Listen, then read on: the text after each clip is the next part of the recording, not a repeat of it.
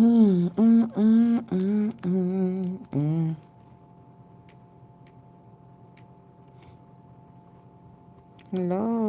hello. Let me touch bases over here.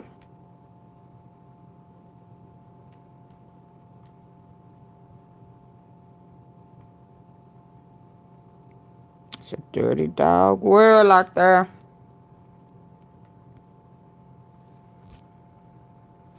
They playing in our face. They smile in your face. All the time they want to take your place.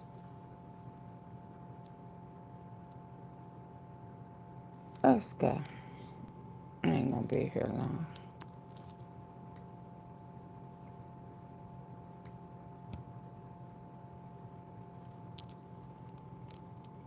What we want to do now is continue to break down the Sean Combs trial. We had a partial verdict. We just don't know what the results are. They scared because the judge told the jurors to go back, deliberate. They says, you know what, we're going to go back, bring out another note and say, we're done for the day. So they are going to deliberate tomorrow. I want to bring in some of the coverage from Fox 5 New York. They are live right now doing team coverage. Let's listen in. And then on the back end, we will have our friend here of the program, Ben Taylor, legal analyst, to help break down what the big day was and what we can expect possibly for tomorrow. Let's go out right now. Fox 5 New York. Let's go. We have live team coverage for you. Good evening. I'm Natasha Verma. Steve is off tonight. That jury of 8 men and 4 women will resume deliberations in the morning after the judge ordered them to try and reach a decision on the final count. We've got Sharon Crowley with a look at what could be happening inside that deliberation room. But we begin tonight with Linda Schmidt, who's breaking down exactly what happened today. Hi, Linda. Yeah, hi there, Natasha. Well, it was a bombshell development, too, when the jury sent a note today that it had reached a verdict on 4 of the 5 counts. Now, at that time, Sean Diddy Combs, hearing those words, he had his head down and his leg was shaking. He broke down. The jury is still hung, however, on the top charge here, which is racketeering conspiracy. That is known as RICO. This is the most challenging charge for the prosecution to prove. He started shaking. Let's go out right now. Fox 5 New York. He started shaking that leg. Oh, Lord. Oh, Lord. Good evening. I'm Natasha Verma. Steve is off tonight. That jury of 8 men and 4 women will resume deliberations in the morning after the judge ordered them to try and reach a decision on the final count. We've got Sharon Crowley with a look at what could be happening inside that deliberation room. But we begin tonight with Linda Schmidt, who's breaking down exactly what happened today. Hi, Linda. Yeah, hi there, Natasha. Well, it was a bombshell development, too, when the jury sent a note today that it had reached a verdict on 4 of the 5 counts. I knew he was crying. I didn't know he was shaking. Sean Diddy Combs, hearing those words, he had his head down and his leg was shaking. The jury is still hung, however, on the top charge here, which is racketeering conspiracy. That is known as RICO. Now, this is the most challenging charge for the prosecution to prove. The jury sending a note saying that it was unable to reach a unanimous verdict on that charge because there are jurors on both sides with, quote, unpersuadable views. The judge, however, telling the jury to continue deliberating. Now, the judge, the prosecution, and Diddy's defense team all agreeing that it was too soon for the jury to give up on reaching a verdict on all the counts. So the jury will be back tomorrow morning to continue deliberating on the RICO charge. Now, today, the jury reached verdicts on 2 counts of sex trafficking and 2 counts of transportation prostitution across state lines. We spoke with criminal defense attorney Arthur Idella, who says if Diddy has been found guilty on the 2 sex trafficking counts, he is looking at a long prison sentence. What you should keep in mind is the counts that they have reached a verdict on, there are mandatory minimums of 15 years. Yeah. Also today, a man who says that he and Sean Combs have been friends for 40 years while he spoke with reporters outside the court. He's going down.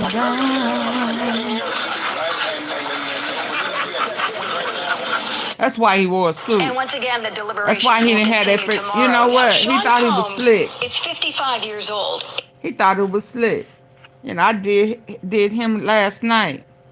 Lucci, whatever his name is, Polucci. Any other time he have on this free Diddy stuff. He knew. See, they was planning on a verdict today.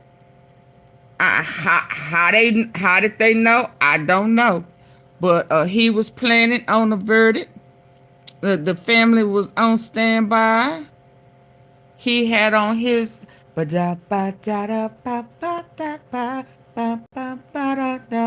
fresh and so clean suit on. You know. Like he was, going to a funeral or something. And he was out there passing out t-shirt, free Diddy t-shirt. And I heard he was out there passing out bean pies, like Muslim pies and stuff. Getting folks fat full and put on a t-shirt. They was expecting a celebration. Just like they was expecting for him to get out and hook up with Gina, who popped out. They had a whole plan. They were playing in our face, y'all. They playing in our face. And he thought he was going home. That's what he said. He done planned the whole party. He done ordered some more oil and lube. And he thought he was going home.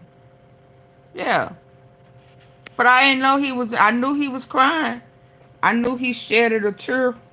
I didn't know he was in there shaking, like he was having, like, on the borderline of a seizure.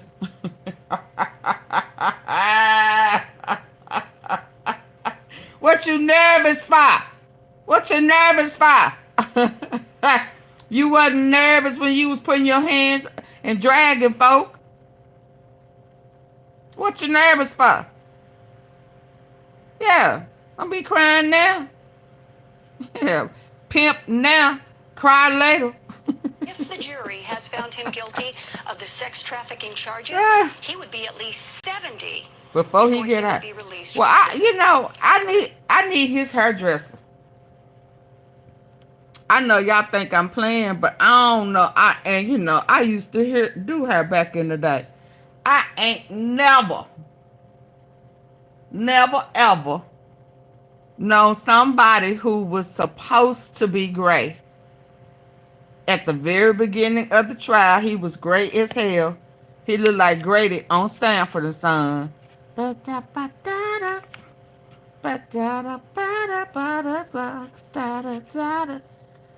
how is his new growth black? How is his hair gray? He was gray as hell. When we first saw him, faking and fronting, stunting, playing in our face. Y'all beginning to make me think this shit is a movie. Yeah. How was you gray? Because remember, hey, y'all, I can't see y'all. See y'all over there. Hey, Crystal, hey. This was supposed to do, just, listen. I'm up here saying, oh, he done aged up in there. He done aged. Yeah, I remember real good. And now they showing them skits. He tell the lady, don't have me looking like no koala bear. Don't have me looking like, And then I see his new growth, and it's black as hell.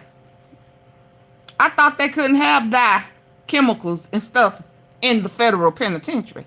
How they do that? I need that hairdresser. Yeah. How she makes some gray go away, grow out your gray, natural gray, and then your new growth is black. I mean, real black. How they do that? I'm just asking. The jury to give up on reaching a verdict on all the counts. So the jury will be back tomorrow morning to continue deliberating on the RICO charge. Now, today, the jury reached verdicts on 2 counts of sex trafficking and 2 counts of transportation for prostitution. I hope all 4 of them are guilty. We spoke with criminal defense attorney Arthur Idala, who says if Diddy has been found guilty of 2 sex trafficking counts, he is looking at a long prison sentence. What you should keep in mind. Facts in my podcast. Quit lying. Don't come over here lying. Do not come over here lying. Don't put that mess in my Don't put that mess in my comments. Don't do that. I will ban you from over here. Yeah, let me go and get you out. Don't come over here lying. You must be that his booty buddy, be outside giving out bean pies and shit. Don't come over here lying. Spamming me with them lies. Them folk done went home and they ain't came back with no damn verdict. Stop. Mandatory minimums of 15 years. Also today, a man who says that he and Sean Combs have been friends for 40 years while he spoke with reporters outside the court. You very upset your friend what? Hold on. And once He said he very upset his friend what? Hold on. What you telling me? What you should keep in mind is Hold on. the counts that they have reached a verdict on, there are mandatory minimums of 15 years. Also today, a man who says that he and Sean Combs have been friends for 40 years while he spoke with reporters outside the court. I'm very upset that my friend. Dang, what is he saying? Why you? He very upset his friend what? Let me put on the captions. Because what you know, we don't know. You very upset your friend what? Long prison sentence. What you should keep in mind is the counts that they have reached a verdict on, there are mandatory minimums of 15 years. Also today, a man who says that he and Sean Combs have been friends for 40 years while he spoke with reporters outside the court. I'm very upset that my friend.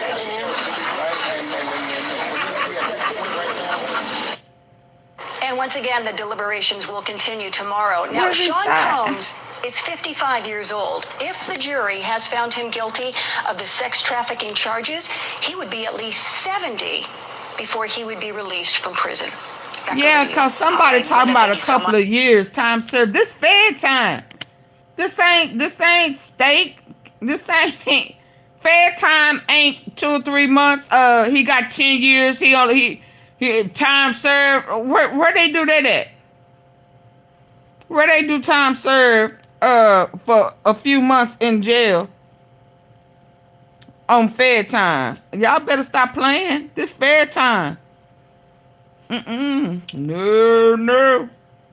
At the very best, it's 80%. I don't know what it is. I guess I need to look that up. But all of that time served on fair time, you lying. Y'all better stop. What is fair time? And go on play. Let me check that out. So now the world waits to hear from the jury and what they're going to decide. A tense time for Diddy, his lawyers, and the prosecution. Fox 8's Sharon Crowley picks up that part of the story and joins us live from the newsroom. And Sharon, you just talked to a jury consultant.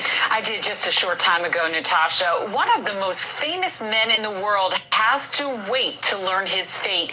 We know the jury decided on 4 of the 5 counts, but what remains a mystery tonight, why are they unable to reach a consensus on the R.I.C.O count? And will they be able to come up with an agreement when they resume deliberations tomorrow morning? While we don't know why the jury is stuck on the most serious of the charges, Y'all see that new growth? Requested to review Y'all see that new growth? tomorrow morning. While we don't know why the jury is That ain't a good one. Y'all see how they doing? Why he waving at his mama? He done had a whole conversation with her. All of that. Pay attention to that new on the growth. most serious of the charges. We do know the jury requested to review the testimony of star witness and Combs' ex-girlfriend, Cassie Ventura. The jurors wanted to hear her account again of when she says Combs beat her at that LA hotel. Violence infamously captured now on videotape and played multiple times during the tryout. The jury also asked about Cassie's testimony about a trip she took with him to the Cannes Film Festival. She testified that Combs at the time accused her of using drugs and threatened to release explicit videos of her having sex.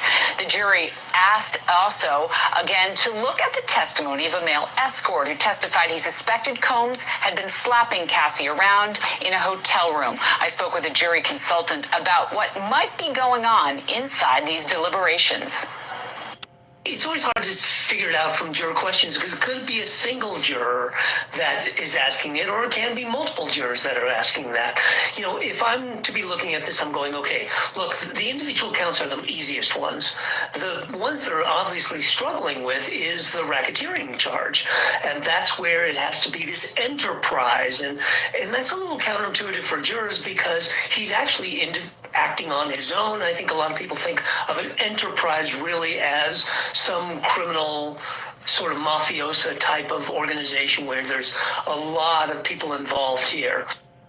And then, of course, jury consultant Richard Gabriel, an author, he was telling me that the bottom line in this case is that tomorrow the jury will need to figure out if they believe that Sean Diddy Combs was controlling all these people, dictating how they behave, or whether they freely chose to take part in everything that happened. We'll be following it for you, Natasha. All right, sounds good. Sharon, thank you.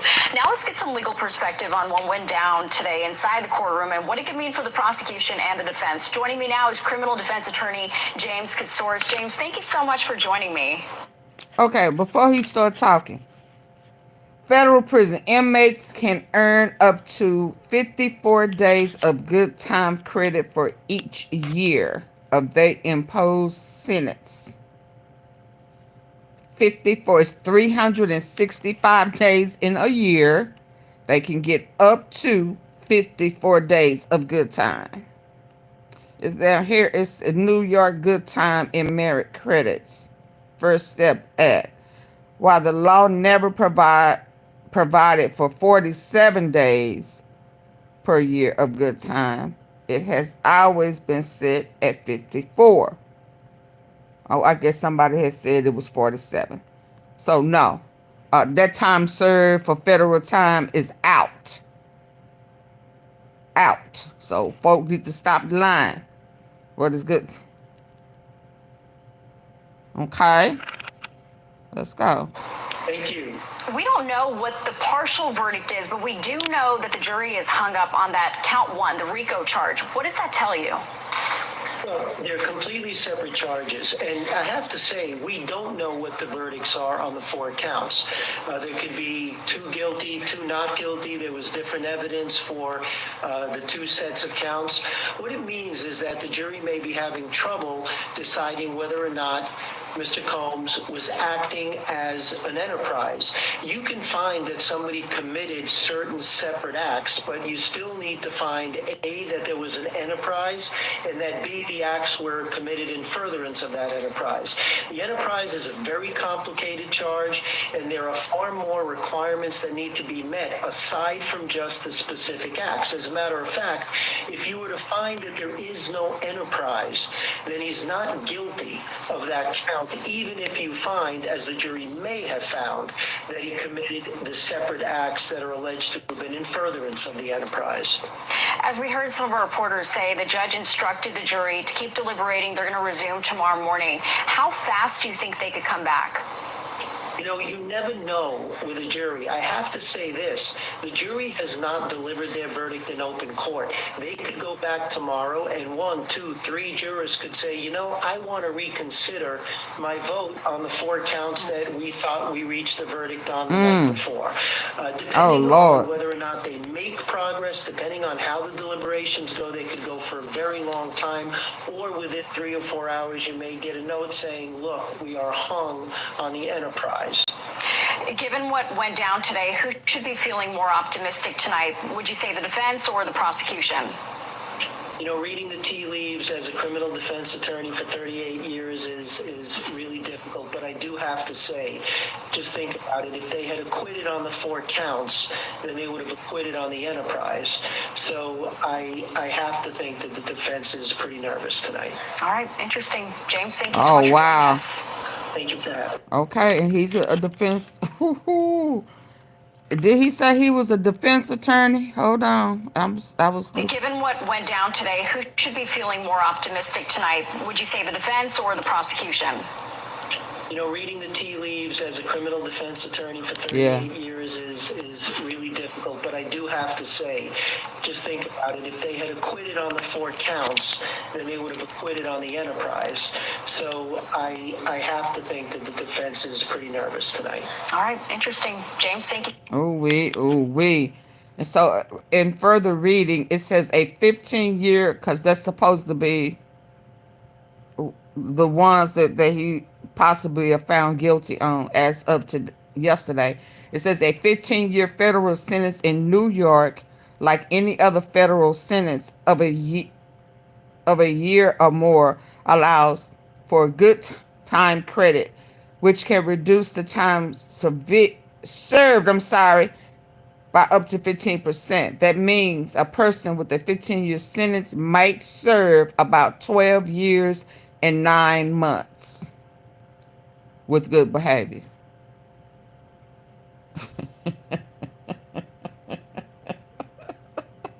That's why he was shaking, ain't it? That's why his knees were shaking. It made him weak at the knees. Ooh, baby. Y'all, please hit the like button. It's 268 people in here, and I greatly appreciate it. But I need y'all to hit the like button. Double tap your screen, please.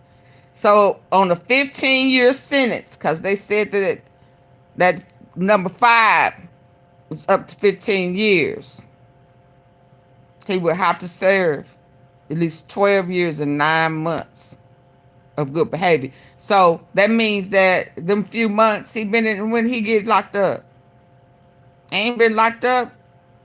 That was the first of the year, wasn't it? 6 months.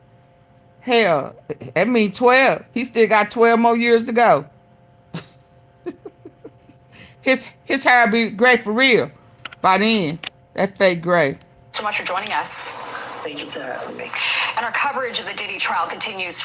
All right, that was Fox 5 New York breaking down their coverage, doing team coverage. Of course, a huge story out in New York, but really across the country as everybody is glued in right now. And I mean, could you imagine just how many people would be really glued in if this wasn't a federal case and there was cameras inside of this courtroom? I mean, the eyes would be definitely on this case full time. All right, we want to continue our coverage, though, on the Sean Combs trial. Partial verdict, and now... Choosing internet shouldn't be confusing. It should be based on how you live. Whether you're a casual streamer... Continue our coverage, though, on the Sean Combs trial. Partial verdict, and now Sean Combs in jail right now waiting. And we know he's not getting any sleep tonight. So we want to continue to talk about this a little bit more. Well, let's bring in our friend. Kitty, I ain't never heard that. Defense attorney, great to have Hi, you Lily. back on. Thanks so much for joining us. And we've been together here now for the last 7 weeks here. I thought we were going to have the verdict in, and then it was just a little bit partial verdict, but we weren't able to bring it on all the way home. We'll see if that happens tomorrow. First off, Ben, what are your thoughts here on this partial verdict? Judge saying, we need you guys to go back and work on count 1 some more.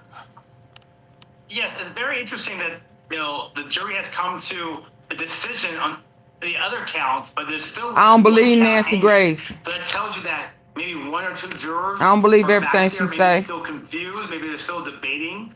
One of the most significant charges is the count 1. Because she probably didn't do it. That's the thing about jurors. It's really hard to read and decide, what jurors are always thinking. Because a lot of times they have a cold face. Now, I ain't saying J-Lo perfect. I ain't saying that at all. But I do know this for sure. When she was with Diddy, and Diddy started getting in trouble, she left that ass and never went back. So I'm not going to believe everything somebody say about her. Ellen may have left the country.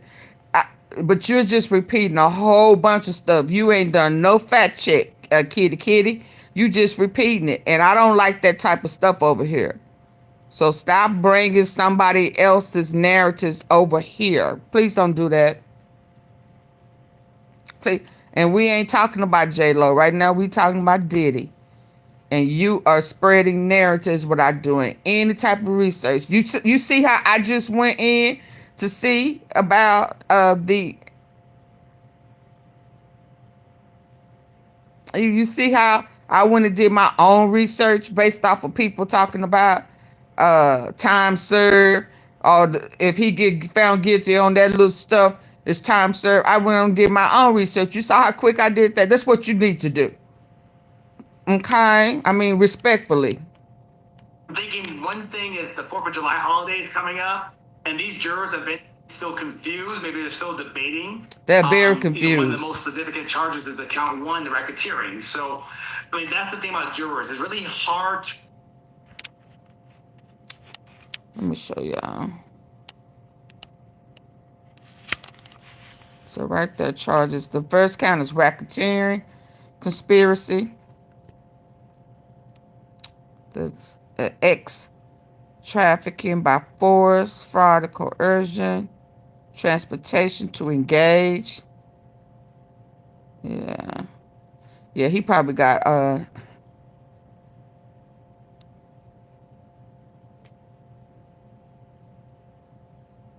yeah, he probably got all of those except one. Oh yeah, he in trouble. He in trouble. But they still should have been able to pull 2 out of 1. But they probably confused. They got to be confused.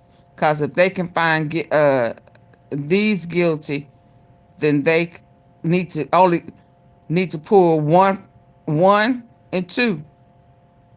There go 2 of them right there. The 2 that's needed up here are down here. So why are they not connecting that? But let's keep going. Read and decide, you know, what jurors are always thinking. Because a lot of times they have a cold face, and you can't read their minds. And we'll probably find out tomorrow. I'm thinking one thing is the 4th of July holiday is coming up, and these jurors have been here for several weeks. I hope they make them stay. And make a decision either way. So I think tomorrow. I hope they pull that stunt and try to. I hope they pull that stunt and try to. Now we can't, and I hope they say we're gonna leave it open for the weekend. If y'all can't get it together, we gonna open it up for y'all. I bet you they get it together by the end.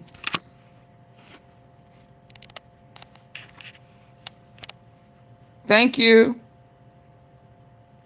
Thank you. And y'all double tap y'all screen just like that. Tap his nose on your phone. The face go and make the lights go up like that. Just tap if you're on your phone. And if you're on your computer, hit the thumbs up. I greatly appreciate it. Let's go. Tomorrow, I think the jurors are going to come back in the morning. They're going to deliberate. And I think either in the morning or early afternoon, we should have a verdict on probably all of the counts by tomorrow. Now, I hope they don't. Questions is why do you think the jury foreman even passed that note to saying, you know, well, we have reached a verdict on 2, 3, 4, and 5. We can't come to a deal on because they was ready to go home. Still early in deliberations. We're only talking Tuesday. Did they have enough? Or do they think there's no way we could get a verdict on 1? And that's the thing, Mike. I mean, they're behind closed doors, and it's only those 12 who are back there deliberating, and you have no idea what's going on. So yes, the foreman might have, talked to the other jurors, and maybe the jurors are like, heck no, I'm not convicting, or I'm not going to say, I'm going to say not guilty. I'm not moving my position no matter what. And it could be 1 or 2 or 3 people who are like, no matter what you tell me, I am keeping steady on my position. And that usually happens. And that's when the foreperson says, you know what, Judge, we've been back here talking for the last couple of days. We made a decision on the other counts, but this one count, the jurors are, deadlocked, and I don't see us moving the needle either way. So that's what usually happens when the foreperson. But they ain't fully deliberated. The jurors are like, I'm stuck in my decision no matter what you tell me. Now, why was the defense pressing for the judge to offer more deliberations for the jury? I mean, count 1 is the most serious, and if they don't have a say in that. I mean, wouldn't you say, okay, that's good, let's go, let's not have them deliberate anymore? Why do you think they want more deliberations? It's very interesting, Mike, that they decided to say, hey, we want more deliberations. That tells you maybe the defense, I mean, they've been in there for several weeks, and maybe they feel like they're going to win this case. And maybe they feel like, let's keep deliberating because we feel that, this juries are going to, acquit him, meaning show not guilty on all the counts. Yeah, because that's a good point. If they felt that they were losing the case, they might say, Judge, call the hung jury, meaning that they're hung on that count. And that what's the thing? If it's hung, they would have to come back again. Right. He don't get out of jail. On that one count and that one count only. Yeah. And that's something the prosecutor can come on. If tomorrow there's still a hung jury, the state can say, and the defense can say, we want to go forward in the future on a separate trial on one count and one count only. Okay, that is good intel here. And, I wonder, And also, Diddy was trying to get out of jail. Even if it's a hung jury retrial, whatever, he still stays in jail. He wants out. And we don't even want to talk about his sons being hit with more lawsuits and stuff. He trying to get out. I'm telling you now, they let him out. He ain't ever coming back. Everything is gonna be duplicating of Epstein. I'm gonna tell you that now. And a word on the street is KK, which is what they call her, a unindicted co-conspirator. She next. They working on hers as we speak. Yeah, so if it's a hung jury, his ass stay in there. He goes nowhere. And he done already attempted to put up 50 million bond, and they said no. We don't want your money. Yeah. He wants out. The no was so strong, the way it was worded, what the jurors sent back to the judge, saying that on count one, there's multiple jurors that are unpersuadable. I mean, I don't know how they know that in a day and a half. To get them unpersuadable. And that's the magic question, right? I mean, they're going to go home. I've seen this before. Jurors go home, they have a good night's sleep, they wake up in the morning, and they come to the courthouse, and their minds have changed.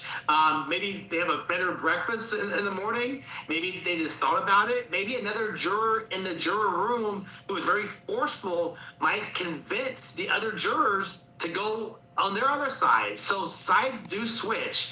And like I said before, this 4th of July holiday is coming up. They've been in here for several weeks. They want to go home.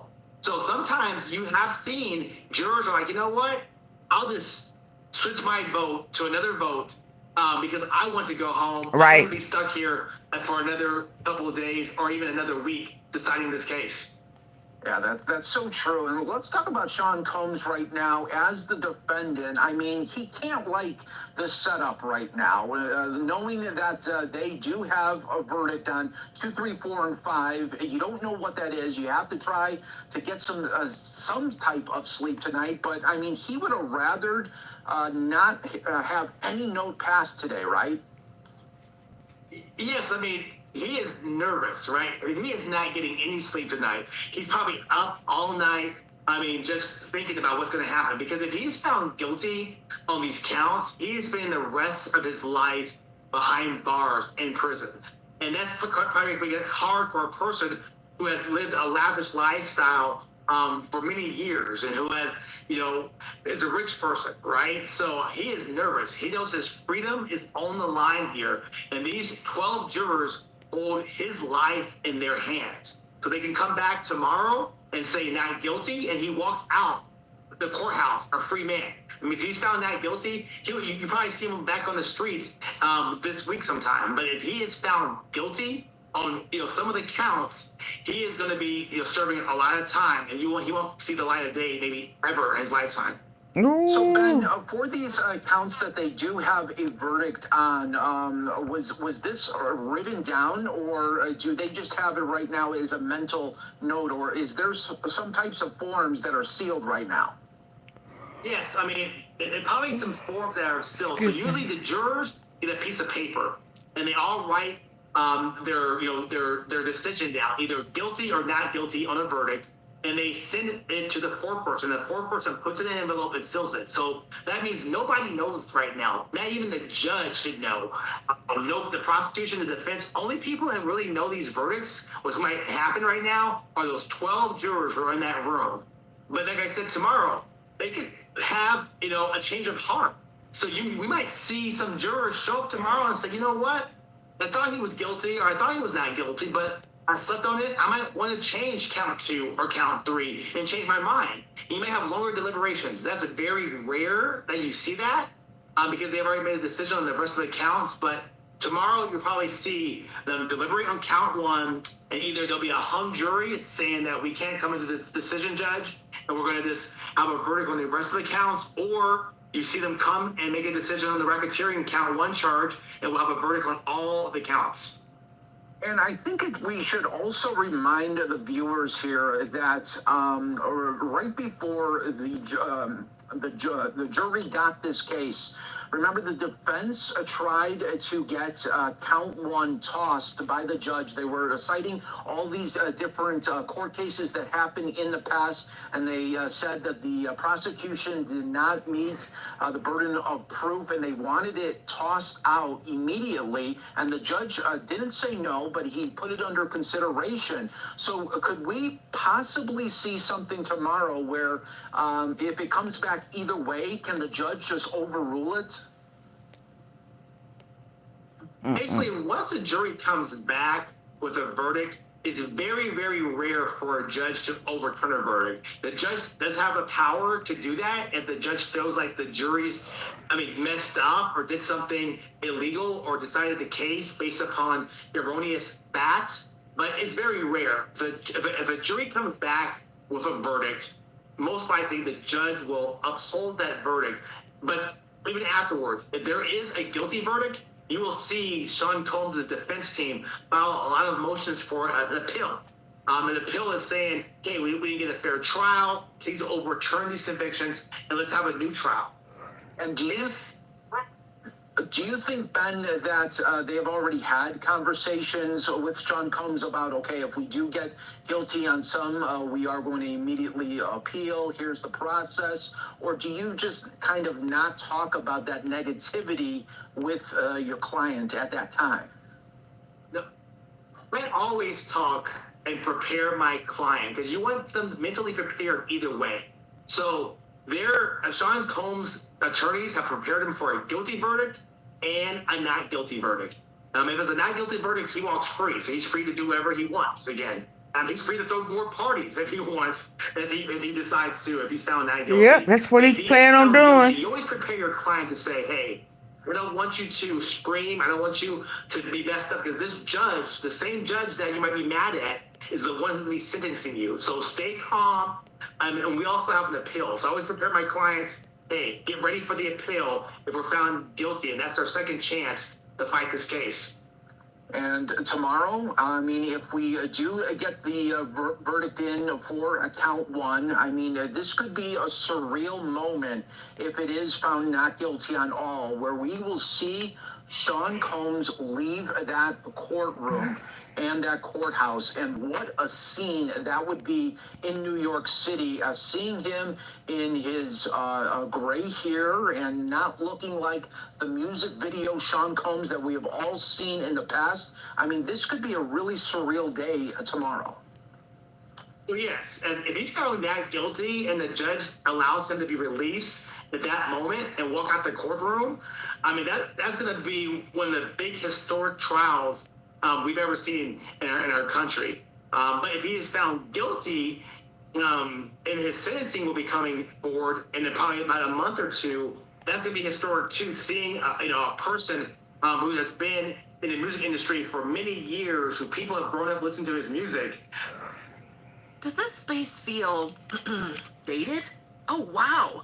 At NFM, you can transform. Who has been in the music industry for many years, who people have grown up listening to his music, pretty much go from, a rags to riches story that he had, and now he might not be able to be, anymore, a music star anymore in his whole life. So that's going to be sad too on his side and for his family if he is found guilty. Even if 1 or 2 counts, he's looking at least 15 years, even if they found him guilty on 1 of the counts. So he's looking at a lot of time. So tomorrow is going to be a huge day. And that's fair time. And the defense, and pretty much America, everybody's eyes are glued on this verdict tomorrow. Oh, absolutely, absolutely. And I have to ask you here, because when we go back to when we're talking about huge trials, we go back to the big one, O.J. Simpson, back in the day, mid 90s. And I have to ask you, because there was rumors on the night before, if we all remember that one, the verdict came in, but they said we were going to announce it in the morning. And there was rumors that in jail, O.J. Simpson found out from security guards what the verdict was going to be. Is there any type of situation that Sean Combs could know maybe some of what is sure was acting like it.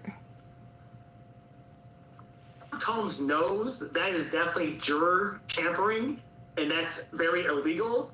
No juror should be leaking their decision or their verdict. However, it happens, right? And so you might have a juror who is talking to the media, talking to the press, or things happen. It's New York City, right? So who knows, right? People might be getting bribed. I hope not. We hope to have trust in our justice system, but anything can happen. And Sean Combs has been in there. He's watched these jurors. He's looked at these jurors. So he should have some sort of inclination on how these jurors are going to go tomorrow once the verdict comes back. That's so true, and we'll all be watching and waiting to see when more notes are going to be passed, and we'll continue to update everybody on it. But Ben, always great to have you on breaking it down for us. Bob Ben.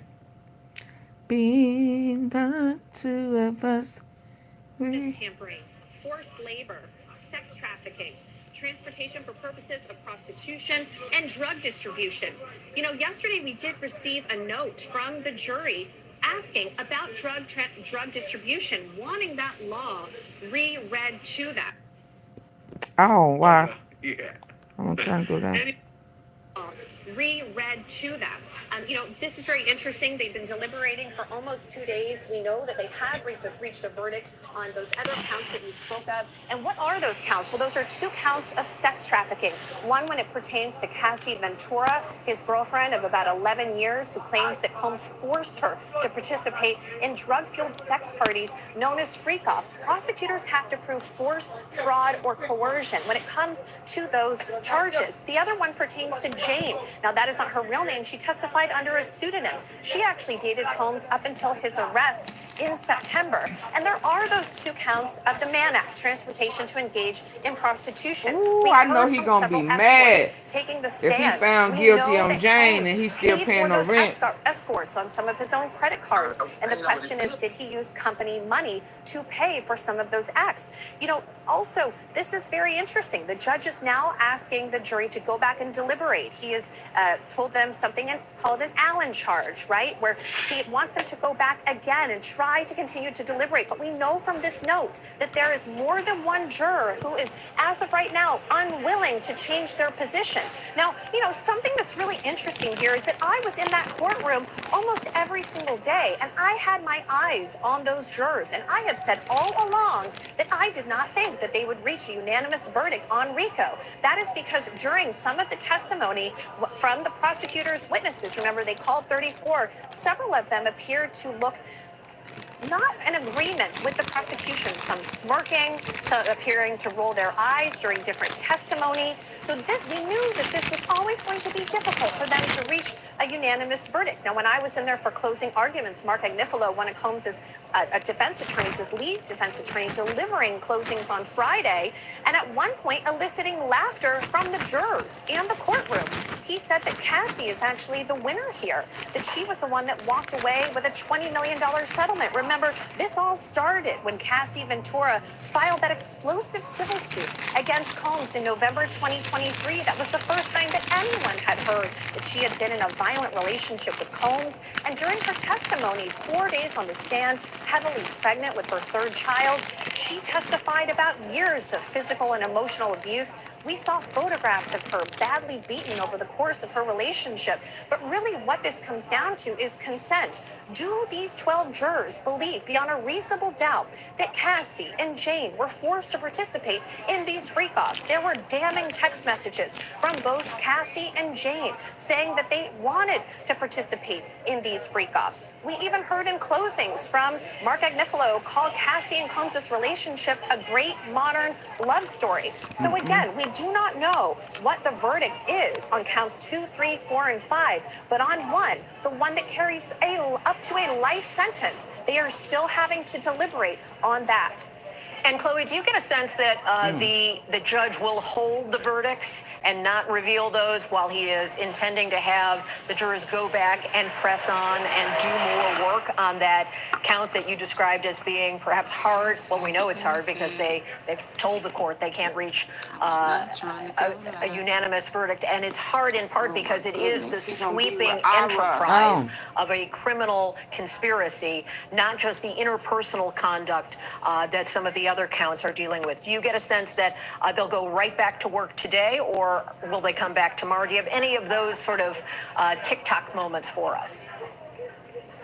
You know, it's hard to say because, they deliberated until 5 o'clock yesterday. They have the right to keep going. We know that they don't have court on Thursday and Friday, but that potentially, they could continue to deliberate if they want to. I will tell you, this is what the judge just said. He said, can you both send me your proposed instructions, meaning from the prosecution and the defense, send to Chambers' inbox, meaning their email, and we will take it from there. We have 3 options. Defense suggesting to keep going. Second proposal is some version of a modified Allen charge, right? That's to tell the jury that it is their duty to continue to deliberate. And a third option, at some point, the court advises the jury to return a partial verdict. But I don't think we're at that stage. Let me tell you something really interesting about that. This is very reminiscent of just a few weeks ago when I was at a courthouse right around the corner, but it wasn't federal, it was state. And it was Harvey Weinstein's criminal retrial. Remember, he was first tried, Harvey Weinstein, in 2017, his conviction overturned, and he was retried, and the jury could not reach a verdict on one of the women. Okay, so you had a hung on one with Jessica Mann, you had a guilty on another, and a not guilty on a third. So again, you could see the jurors sticking to their guns, saying that they are very far off here, and it sounds like it is more than one juror, but it looks like potentially today they may stop deliberating and come back tomorrow. But again, this is breaking, very significant news that they quite quickly came to a verdict on counts 2 through 5, but on that racketeering conspiracy charge, it is the most complicated. I do want to also tell you that some of Combs' family have arrived. His daughters have just arrived. He's had about 6 of his children. He has 7 total, the 7th being the youngest, an infant, at the courthouse a lot. And we saw them all there, all 6 of them, during closing arguments. They've been a united force, and someone that's been in that courtroom nearly every single day is Mama Combs, his mother. And just a short time ago, I actually shared an elevator with Mark Agnifilo, the lead attorney for Combs. I shook his hand. I spoke to him for a few minutes. He seemed calm, cool, and collected, like he always does. And that was what he knew. What I didn't know was that there was another note from the jury, and he was making his way to the courtroom on the 26th floor of the federal courthouse right there behind me. I also just want to describe the scene for you right here in front of the courthouse. It's raining, as you can see. I'm getting drips of rain on my face. But there are a lot of people now gathered outside. I like to call them citizen journalists. They are people that are streaming all of this coverage day in, day out for the last 2 months on TikTok, on social media. A lot of influencers here. Some people are wearing Free Puff t-shirts. We know that one of his children actually wore a shirt saying Free Puff the other day when he went into the courtroom, and he's not supposed to do that, and he had to change. But again, the feeling down here is palpable. People are fascinated by this trial, and obviously this has been over a year and a half since Cassie first filed that civil suit, and we have been waiting for this moment ever since. Chloe, your in-person experience there is taking me back to when I covered the O.J. Simpson trial. So I completely relate to what you're describing about things you pick up by watching the jurors, things that are happening as a part of sort of the environment that you're in. And certainly this is something where there's no substitute for the kind of day in, day out assessment as an observer of this case that you bring to it. So I thank you for that. Hang in here with us. I also want to tap into the knowledge of our legal analyst, Angela Senandela, who can give us a sense of when you hear this breakdown of the jury unable to reach a decision on count one, the racketeering, but having reached decisions on the other counts. What does that say to you? So honestly, it does say to me in a mirror fashion what Chloe said, and frankly, what Chloe has said all along, having been in that courtroom, that perhaps this RICO charge is just too confusing, too sprawling. There are too many pieces that have to be put together in order for the jury to get there. Now, look, as a lawyer, when I look at the definitions of what is required to get a conviction in RICO, I believe the prosecution got there, but they don't have to sway me, right? They have to sway 12 people on that jury to think that he used the benefits, the fruits of his businesses in order to create crimes. And if you look at the enterprise of just his assistants and the people who work for him who have repeatedly testified to having, for example, used Combs's money to pay off bribes or to keep information from coming out. To me, that does count as conspiracy. That counts as racketeering.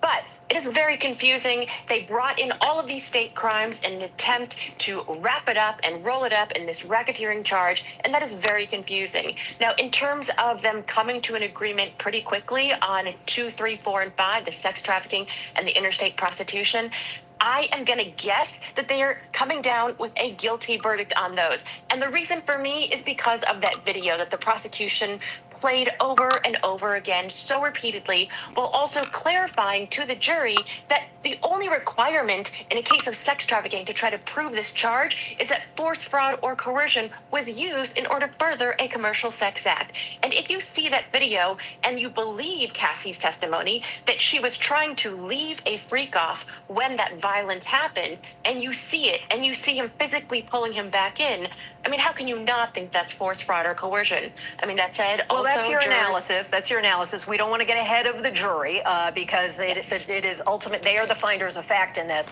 But certainly true. People understand that is compelling evidence, according to the prosecution, because it does allow people to see some of these events. Very different than the RICO charge, which does require sort of I think so too. He gonna walk right into the federal penitentiary in a conspiracy. RICO is often applied in very different contexts. From the county to the feds. Music mogul with a lot of money and a lot of power and a lot of celebrity friends. And he knew it. That's why his leg was shaking. The celebrity factor and the money factor, as it often does have an influence in criminal justice, that played out right, here Jacqueline. in your assessment? Yeah, I mean, I think it's absolutely impossible not to, but at the same time, jurors are always unpredictable, right? So you're not entirely sure in which way that affects them. Does a juror see the celebrity and think that prize of that's why he was making eye contact with him. The people who work for him who have repeatedly testified to having, for example, used Combs's money to pay off bribes or to keep information from coming out. To me, that does count as conspiracy. That counts as racketeering. But it is very confusing. They brought in all of these state crimes in an attempt to wrap it up and roll it up in this racketeering charge, and that is very confusing. Now, in terms of them coming to an agreement pretty quickly on 2, 3, 4, and 5, the sex trafficking and the interstate prostitution, I am going to guess that they are coming down with a guilty verdict on those. And the reason for me is because of that video that the prosecution played over and over again so repeatedly, while also clarifying to the jury that the only requirement in a case of sex trafficking to try to prove this charge is that force, fraud, or coercion was used in order to further a commercial sex act. And if you see that video and you believe Cassie's testimony that she was trying to leave a freak off when that violence happened, and you see it, and you see him physically pulling him back in, I mean, how can you not think that's force, fraud, or coercion? I mean, that said, also, that's your jurors- analysis. That's your analysis. We don't want to get ahead of the jury because it is ultimate. They are the finders of fact in this. But certainly true. people understand that is compelling evidence, according to the prosecution, because it does allow people to see some of these events. Very different than the RICO charge, which does require sort of connecting the dots, using his money, using his employees, those sorts of things in a conspiracy. RICO is often applied in very different contexts. Here we have a music mogul with a lot of money and a lot of power and a lot of celebrity friends. Do you get a sense that the celebrity factor and the money factor, as it often does have an influence in criminal justice, that played out here in your assessment? I agree, Emma. Yeah, I mean, I think it's absolutely impossible not to, but at the same time, jurors are always unpredictable, right? So you're not entirely sure in which way that affects them. Does a juror see the celebrity and think that the celebrity meant that they were, legitimately amazing in many ways, and that he was really a musician, and that they see him on their TV, they see him on their music, on their Spotifys, and so as a result, do they think, oh, that money was really meant for legitimate purposes?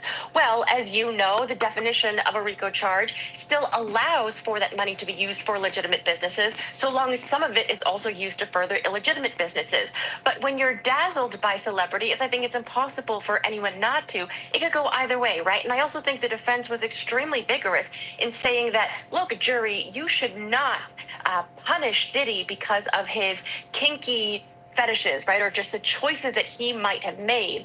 And you might think, oh, celebrities are different. So you might perhaps then give celebrities somehow some benefit of the doubt that they live a different lifestyle. And so thus you are not going to place your own moral judgment on their activity. And so it could really go both ways with regards to celebrity. So many human dimensions to this. And this trial and the testimony therein has certainly taken many Americans into a world they were not that familiar with. Thank you, Angela. Let me go back to Chloe.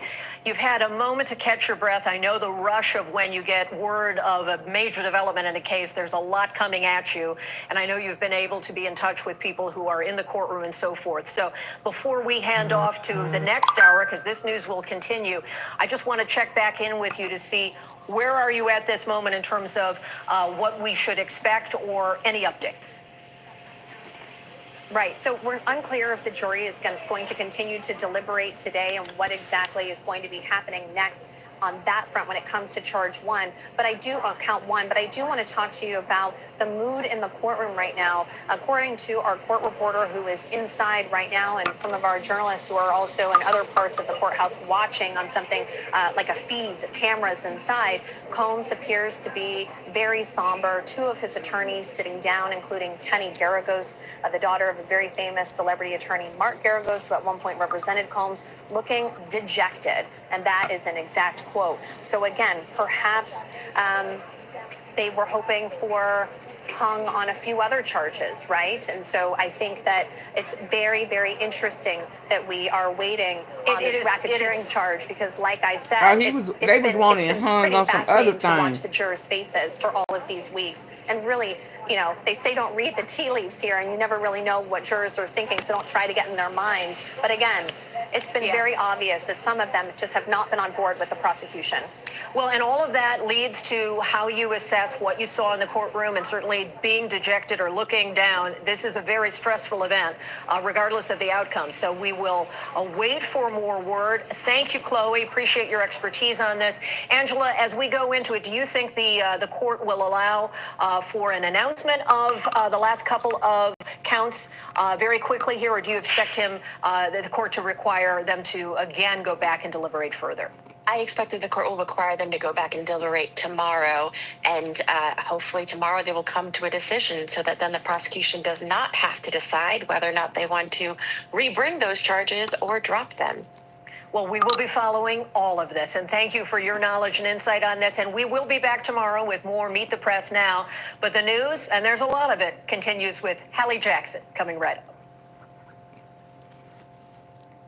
Okay, y'all, good night. I gotta go to sleep. Hey, I'm Hallie, and tonight we are coming on the air yet again with breaking news, this time from that bombshell trial in New York, with the jury in Diddy's sex trafficking trial apparently reaching a partial verdict in just the last couple of minutes.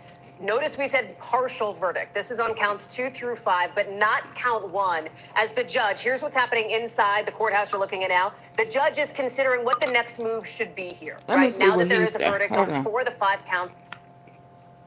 Because y'all playing with my lights. Let me hear him. I'm gonna go to sleep on y'all. As we were filming it, we got the news that the jurors have come to a decision on 4 of the 5 counts. Now keep in mind, there's the racketeering count, and there's 2 sex trafficking counts, and 2 transportation for prostitution across state lines counts, okay? The sex trafficking counts are like 15 years. So, even if they acquit on the RICO, if they find him guilty on any one of the other offenses, it could be 10 or 15 years. There's a 15-year mandatory minimum on the sex trafficking charge. But we don't know. So what happened late this afternoon is we got news that the jurors have made a decision on 4 of the 5 counts that they are deadlocked on the RICO count. When you look at the rest of this video and you hear the questions that they've asked, keep those in mind when you analyze all the news coverage that you're going to get between now and tomorrow. Well, hold on. I got news that the jurors have made a decision on 4 of the 5 counts that they are deadlocked on the RICO count. When you look at the rest of this video and you hear the questions that they've asked, keep those in mind when you analyze all the news coverage that you're going to get between now and tomorrow. My guess is we're going to get a verdict tomorrow. So what happened was, the jurors came back with a note saying, they've made a decision on 4 of the 5 counts, but they're deadlocked on this other one. In other words, we have unpersuadable minds on both sides of the aisle. So some people think he's guilty, some people think he's not. It could be 11-1. We don't know. Nope. It could be 6-6. Could be 10-2. Could be 11-1 for not guilty. I don't know. But so what the judge did was brought everybody back into the courtroom. And on both sides. Gave them what's called an Allen charge, basically. Like, go back and deliberate some more and try not to offend your conscience and blah, blah, blah. And so they're done for the day. They're going to go back tomorrow. We're going to get a verdict tomorrow. If they come back again, after a few hours of deliberation and say, Judge, we just can't do it, the judge will probably let him hang on that count. That means you're going to get a verdict on 4 counts and then a hung jury on the RICO. And the government has a choice. If he's acquitted of all the other 4 counts, they probably won't do anything with the RICO count. If there's a mix, like a compromise verdict, they probably will. If it's all guilty, they have the option of trying. Do they know? Do they even know about a compromise verdict? We just don't know. If you're Sean P. Diddler Combs, oh, they took the attempts away. You're going like this. Your heart is fucking pounding. If you're Agnifilo, they took the attempts away, Seal, or any of the defense counsel. Y'all hear me? So when they took those attempts and aiding and abetting and all of that type stuff, they took those compromise verdicts away. Remember? That would have been used on the attempts to downplay the verdict. But they removed them. Your heart is pounding through your chest. You don't know what they're thinking. You just don't. It is really interesting when you look at the questions, because they talked about distribution, right? And they wanted to know if somebody's asking for some drugs, is that distribution? That's really directly related to the RICO case. I don't know what to make of that. It seems to me the prosecution, I think I remember Jane is a pretty easy telling him to give her something, really but don't make it. And the sex make trafficking, a real. if somebody's out, unconscious, make it too strong. Coercion, force, fraud, or coercion. That's what they have to prove. So I don't know. Double tap the screen. My head's kind of spinning because we're all hit the like button. So watch the rest of this video, as brought to you by AskALawyer.com, and watch the rest of this video and see what you think, and make some comments. And Robert and Nick will all try to dissect them, and then let me know what's going on with that. Okay, so get your little jug of wine. Get your you know what. I try to make myself more important than I am. I say my fans are white wine drinkers. They're really box wine drinkers, aren't you? Just kidding. Get your popcorn and watch the rest of this video. Watch the coverage. Tell me what you guys think. I don't claim to have all the answers. I'm guessing just like everybody else. However, my guessing is informed by years of practice. So, have at it. Bruce Rivers, he's the criminal lord. Bruce Rivers, he's the criminal lord. Bruce Rivers, he's the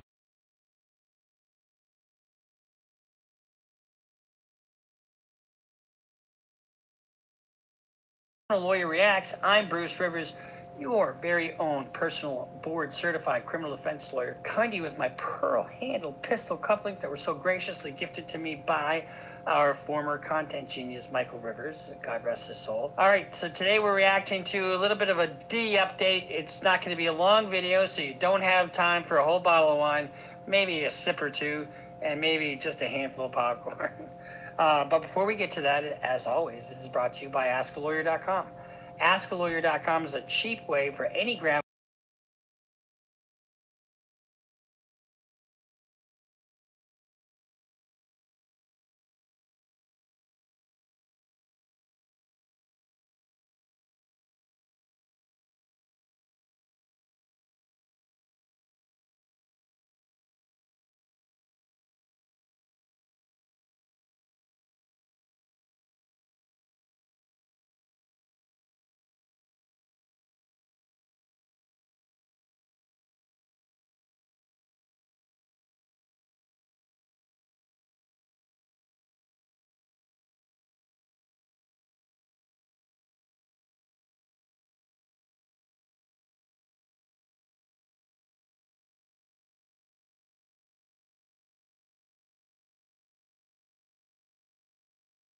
Here's the deal.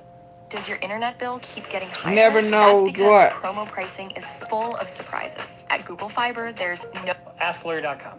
Now, here's the deal. Diddy, Diddly, Diddler, the Diddler man. The man who likes to diddle with all kinds of oil. That's P and R I in the still can't get background. over all the fucking oil and all the damage PR. in these hotel rooms. I mean, what's wrong with it? Man on top, get it over with quick, let's have a snack. You know, I mean... You have to be a freaky to be a freak. Anyway, maybe I'm just too vanilla for you guys. Anyway, so remember what I told you? I told you to look at what the jurors' questions are when they send something to the judge, because they can ask questions of the judge. So today is Tuesday, so it's the second day of deliberation. They started yesterday. Within 70 minutes, they had a question for the judge, and it was, can we do something about this other juror who doesn't want to follow your directions? Yeah, he should have Here's been the out. thing. The jurors have to follow the instructions that the judge gives them. So the juror sent a note saying that they were concerned that one of the jurors could not follow the judge's instructions. Now, this guy had his PhD. And let me tell you something. I have a story similar to this. I was doing jury selection in a murder one. I had this juror who had, you question him one-on-one in a murder one case. So we're trying to see if they can be fair during voir dire, or some people call it voir dire. This juror had his PhD in computer science. He had a restraining order against him because the president of his unicycling club wouldn't return his affections. So you know right away when you hear this that you're dealing with a nut job, right? Well, I'm sitting there and the judge is talking to the juror and he spells his name F-U-C-H-S. And my God, this was the funniest thing that's ever happened to me in a courtroom. So the judge says, Mr. Fuchs, and he looks at her and he says, Fuchs. And Fuchs, Fuchs, Fuchs. And they go back and forth like this. And I'm dying laughing. This guy said Fuchs about 20 times to the judge. And the judge was just like, what? And every question that he was asked was weirder. His answers were weirder than the one before. And you could just tell he was going to be an absolute pain in the ass. We had questionnaires. He took 3.5 hours to fill out his questionnaire. Everybody else took like 20 minutes. And he bitched about the order of the questions. I suspect we're going to have something like that. And the defense would love to have this guy on the jury. But if he can't follow the directions and he becomes too much of a pain in the ass, guess what? There are alternates in the wings waiting. But it seems like that resolved.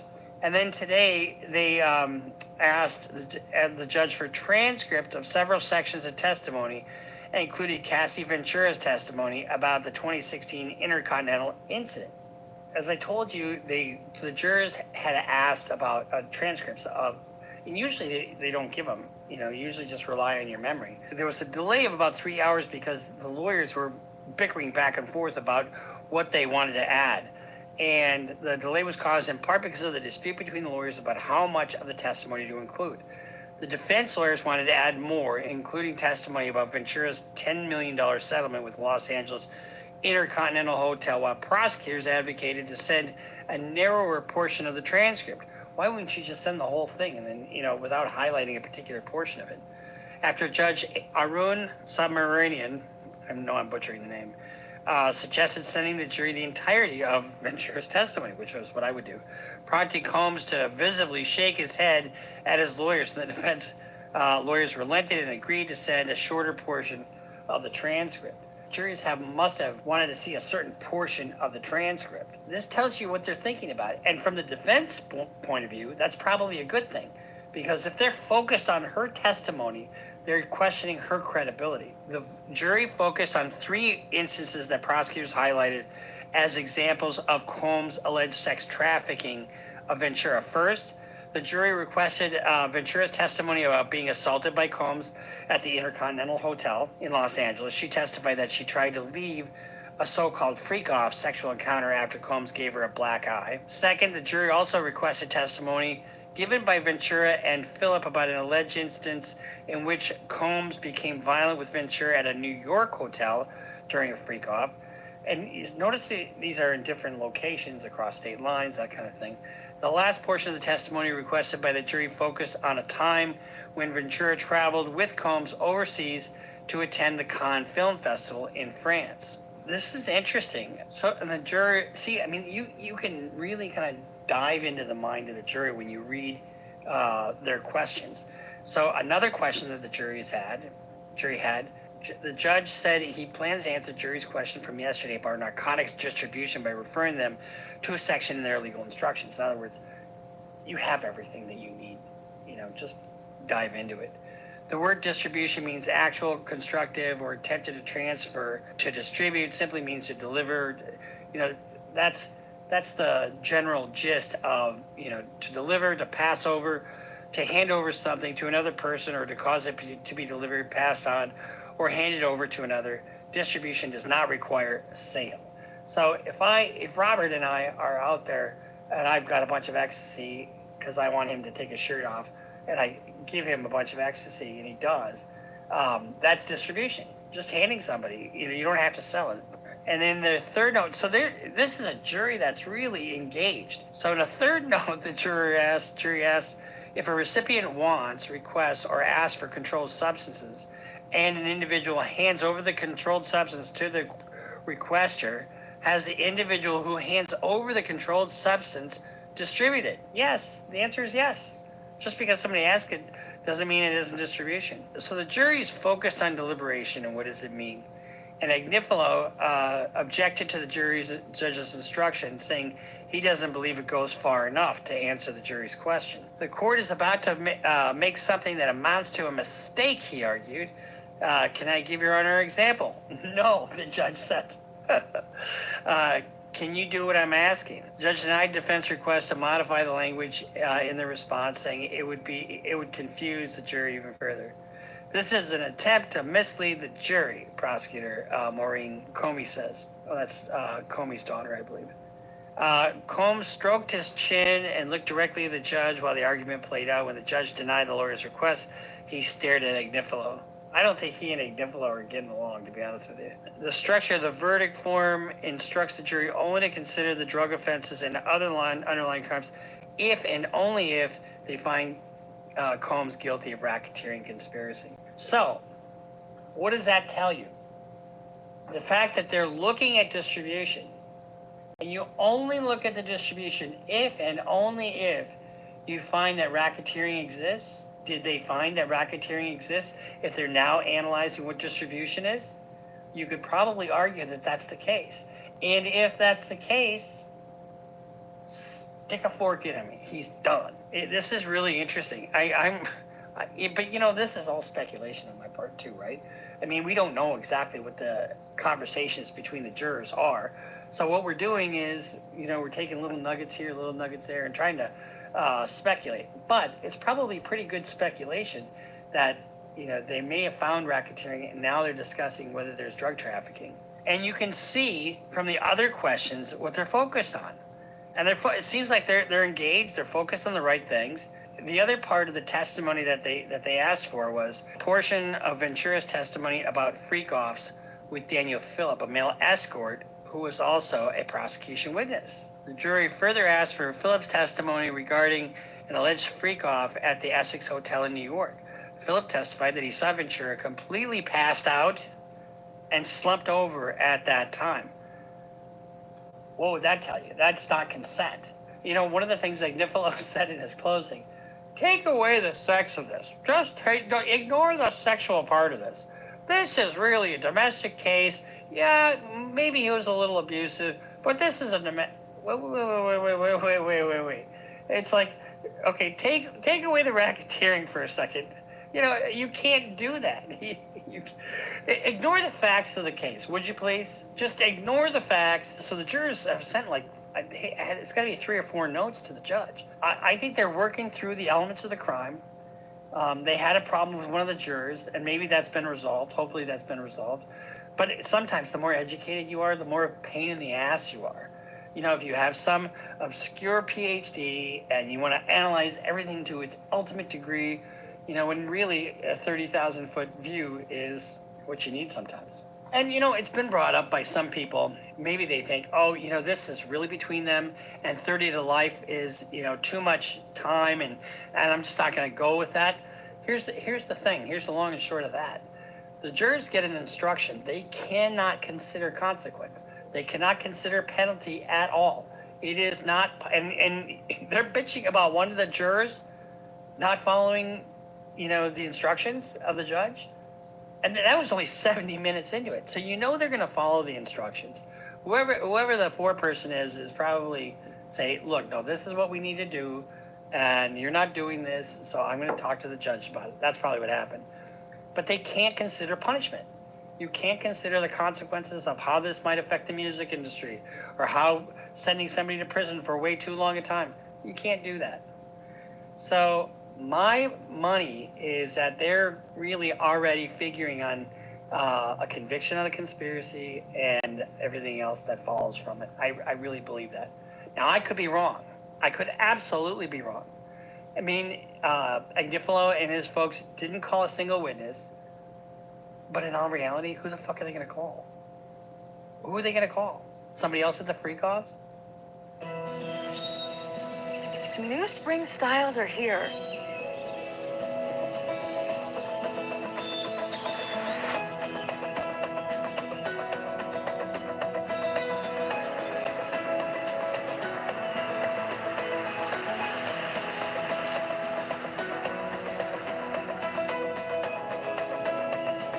Shop the collection now. In stores and at Maurice's.com.